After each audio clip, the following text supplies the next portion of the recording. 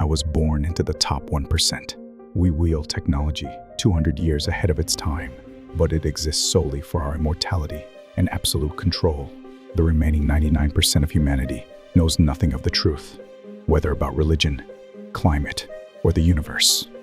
The so-called space projects into which we pour vast amounts of capital are, in reality, more focused on enhancing surveillance, altering Earth's climate, and triggering natural disasters. All of this is classified information, and even the existence of UFOs or aliens is disclosed only within the limits we allow. The reason adversarial nations remain silent about the countless lies of the United States is simple. They too are operating under our control and management, just like the US, in accordance with our grand design. We tailor our governance to suit each nation's unique identity, assigning roles to left and right-wing politicians, manipulating them as our pawns, narrowing choices and fostering greater desires within those constraints. That is how we maintain our power.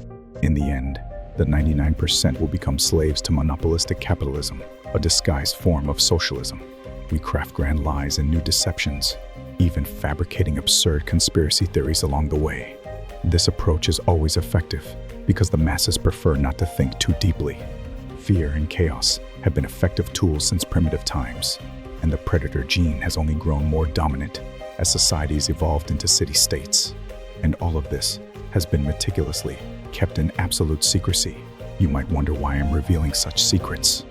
It's because I'm already dead. I was the head of the space project. I had orchestrated a show, one where all I had to do was pretend to board and disembark. My last memory was sitting in the seat, waving at the camera. Whatever the case, I now find myself in a pure white space. There is no sound here, no movement, no change of any kind. Am I truly dead? If this is a dream, it's far too long to be one. Perhaps, for reasons unknown, I lost consciousness and am now in the process of regaining awareness in a vegetative state. Now, I know for certain, this place is hell. It feels like 3 days have passed. I'm neither hungry nor tired, but the act of existing in a void, a place of absolute silence, is unbearable without losing my mind.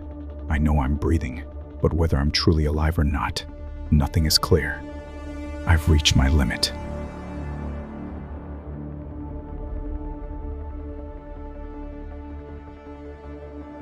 The wall. Yes, that wall could end all of this. No matter how far I ran, I couldn't reach the wall. It was unreachable in every direction. What is this? Is someone watching me? Who dares to observe me? Rage surged within me, but I held it back. If this is someone's plan, seeing me break would be their greatest delight. Do they want me to keep suffering here? But I have no intention of playing along.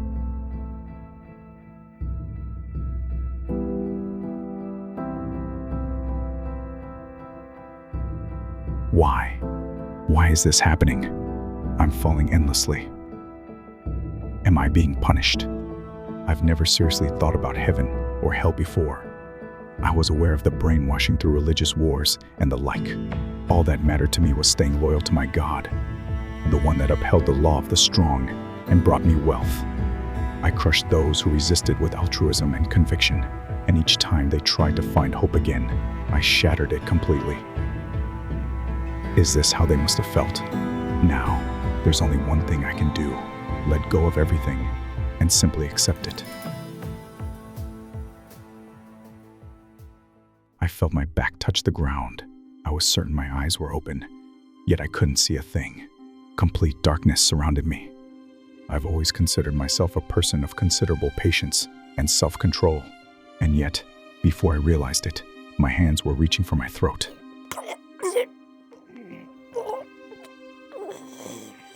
Just as my mind began to fade, a faint light appeared.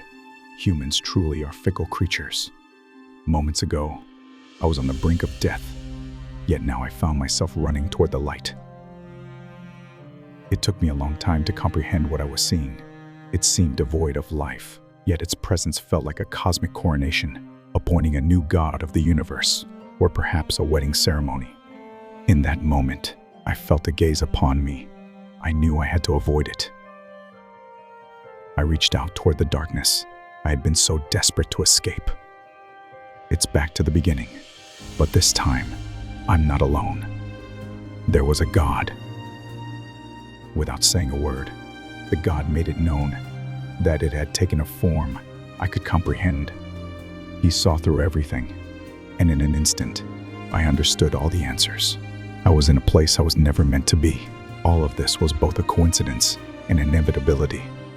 I came to understand what happens after death and the laws governing the cycle of life and rebirth.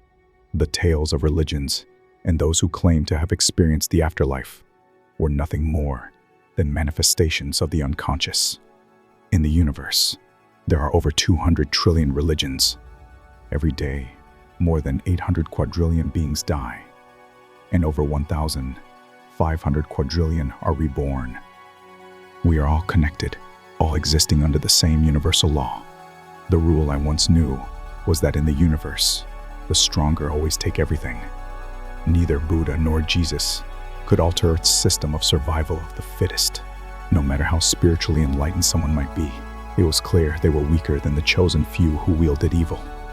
If humanity were to colonize a new planet and plant life there, by the time those beings evolved and gained consciousness, they would see humans as gods and record their existence as such. This is the cycle, and humanity itself developed in the same way. However, countless planets exist under the same conditions as Earth, yet they developed entirely different civilizations. Some ultra-advanced space empires conducted experiments by placing the same predator gene on planets with identical conditions. There were small or significant differences depending on the distribution of resources, subtle genetic variations, and cultural factors. However, the most critical influences were the capabilities of early leaders and the timing of technological innovation. In Earth's language, this concept is called arche, derived from ancient Greek. Arche means origin or beginning, and it also refers to leadership. The universe, even at this moment, is a continuous cycle of change and extinction. Life forms with consciousness, like humans, have given birth to new gods through technology. In another galaxy, an AI god is evolving on its own, rewriting the laws of the universe. What I witnessed was a silent war among AIs and the birth of a new ruler. They made every decision, not through emotion, but in a language unique to themselves. With their colossal forms and vast data reserves, they refined the universe, pursuing efficiency within the rules they established. Then how did the first planet with life and the first consciousness come to existence? Before the question could even be completed, the god revealed the answer. And then I woke up. In the brief instant of returning to my body, I understood why I had experienced all of this. An error had occurred during a quantum vacuum propulsion and flux engine experiment conducted elsewhere, and the spacecraft had been affected by its impact. It took only 30 seconds for the door to open. In those 30 seconds, I experienced eternity. Yes, I met a god in another dimension, and I became someone entirely new. Not long after, I was admitted to a psychiatric hospital. On a rainy day, I walked through the garden completely naked, and my family wanted to avoid any rumors. It was exactly what I had hoped for. Now, I meet God every day within the confines of a single three-dimensional space. We are all connected, and even the smallest ant on Earth sends out ripples. In other words, the ripples I send into the universe spread outward and eventually return to me. God's words cannot be divided into good and evil. God does not speak of right or wrong, and the universe does not judge. This does not mean it is acceptable to live wickedly. I say this only to help you understand. This is a story about infinitely adaptable, perfectly determined rules and the tasks of the soul. The world today is filled with people who wear the mask of righteousness while committing evil. The ripples created by selfish and malicious individuals affect the earth. However, from the perspective of the universe, they are insignificant beings, pitiful at best. I have lived for hundreds of millions of years and existed in countless forms. I was a king, a traitor, and a warrior. After living through those countless lives and undergoing a long journey of discipline, I finally reached the truth. I freed myself from all attachments and found peace in another dimension. When a new universe was about to be born, I sensed the time had come to cross into another dimension. And so, I came to Earth. I chose a difficult task and came here, but I failed the test and walked a foolish path. I lived the most miserable life and took the most foolish route imaginable. This is not a story about past lives or reincarnation. Linear time exists only as a concept in the three-dimensional material world. Without transcending the third dimension, you cannot fully comprehend what I'm saying. However, one thing is certain: when you die, you will realize that everything you thought you knew was a lie. The ripples we send out into the universe inevitably return to us, unchanged. Once those ripples, in any form, surpass a critical threshold, countless paths unfold before us. I lived a life emitting energies of oppression, control, secrecy, and darkness. Such a life leads, after death, to an experience where one feels the presence of a body, despite having none, and begins to gradually disintegrate at the atomic level. This marks the beginning of a pain unlike any other, a suffering on an entirely different dimension. True agony is not just physical, it lies in fully realizing the truth, and, in that state of perfect awareness, receiving back every ounce of suffering I inflicted on others. One universe is a harmony between a highly advanced civilization creating dark matter to reset itself and the first god. Another universe is newly born, striving to find balance. I have completely abandoned my ego. Freed from all concepts and burdens, I can now observe everything as it is. I intend to continue the forgotten task. I will become a thorough villain, creating waves of good through the guise of evil. Whenever the flow veers toward affirming evil and distorting good, I will silently correct its course from the shadows. Only unseen good can counter unseen evil. We all carry parts of ourselves that are sometimes light, sometimes superficial, and sometimes deeply dark. And that is perfectly natural. Accept things as they are, but don't take them at face value. Look deeper to their essence. Don't dwell on what is heavy or light. Instead, love and focus on the things that bring you a smile. The things that truly matter are always simple. I cannot share all the answers I've been given, but one thing is certain. Earth is neither a prison, nor hell, nor heaven. Earth simply exists, responding only to the ripples you send out. It is I who make Earth a prison, hell, or heaven. The soul, unlike the material world, doesn't operate within the constraints of time. It receives its consequences instantly. So I hope you awaken while you are still alive.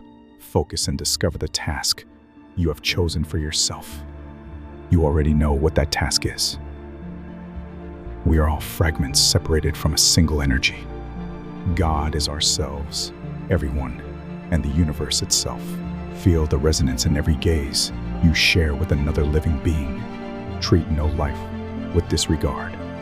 Which God you awaken within yourself is entirely up to you. Your key is none other than you.